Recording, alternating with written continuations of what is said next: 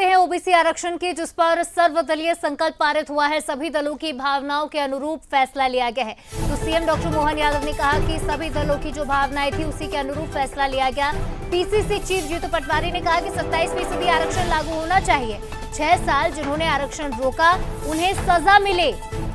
CM house में सर्वदलीय बैठक हुई और जीतू पटवारी समेत कई नेता इस दौरान मौजूद रहे। 27% ओबीसी आरक्षण को लेकर चर्चा की गई।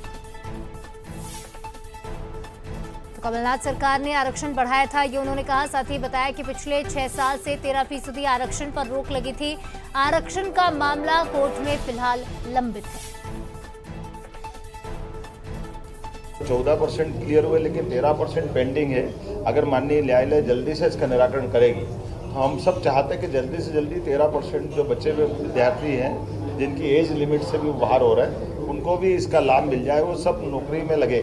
कुल मिलाकर के कई विभागों में जिनमें आरक्षण नहीं था वहाँ भर्ती भी करी है, लेकिन अभी जो एक भी बच्चा बचने नहीं पाया, ये सभी दलों की भावना है और सभी दलों की भावना के आधार पर हमने आज बैठकर निर्णय लिया। मुझे लगता है कि जो डिफरेंस ऑफ ओपिनियन था वो इन्हीं बातों को लेकर था।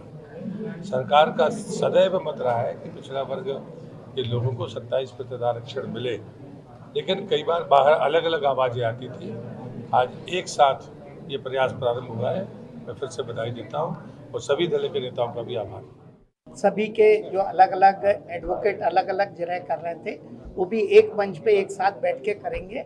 और इस बात में जो सरकार ने एक अच्छी पहल की है, भारतीय जनता पार्टी सहित सारे दल इसमें सरकार का धन्यवाद भी करते हैं। और सरकार की जो नियत है कि 27% आरक्षण मिले, उसमें हम सब उनके साथ। तो इस पूरे मुद्दे पर कांग्रेस की ओर से भी प्रतिक्रिया सामने आई है। पीसीसी चीफ जीतू पटवारी और उमंग सिंघार ने क्या कुछ कहा है वो भी आपको सुनवाते हैं। सर्वदलीय मीटिंग में नीति है कि कानून लागू होना चाहिए और जो 6 साल से जिन लोगों ने रोका उसको पनिशमेंट भी मिलना चाहिए। जिन अधिकारियों और वकीलों ने इसमें गुमराह किया उनको भी, चूंकि सरकार का 100 करोड़ रुपए से ज़्यादा आसपास वकीलों के लगे हैं, तो ये भी आखिर जनता का पैसा है, तो इस पर भी बात होनी चाहिए। तो ये पार्टी लाइन से ऊपर उठकर एक सोच है कि आरक्षण लागू होना चाहिए। मैं इसको स्वागत योग्य मानता हूँ। आज इनको लगा कि बोर्ड हमसे छिटक रहा है, तो आज इन्होंने सर्वदलीय बैठक बुलाई। क्यों घबराहट थी? इसीलिए कि बोर्ड आपके हाथ से खसक रहा। मैं समझता हूँ कि सिर्फ श्रेय की लड़ाई थी और कुछ नहीं।